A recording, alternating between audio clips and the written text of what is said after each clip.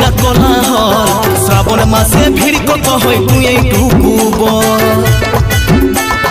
লাগবে না নাই বলবো তুই খোলা খুলিব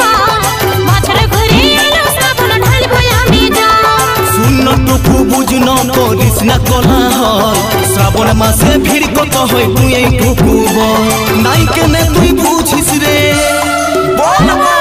হবি 6 মাস পরে নাই কেনে তুই বুঝিস রে মা হবি 6 মাস পরে ভিড় দেখে ডর লাগে আমার অন্তর ভিতরে শোন যদি বলবো নাই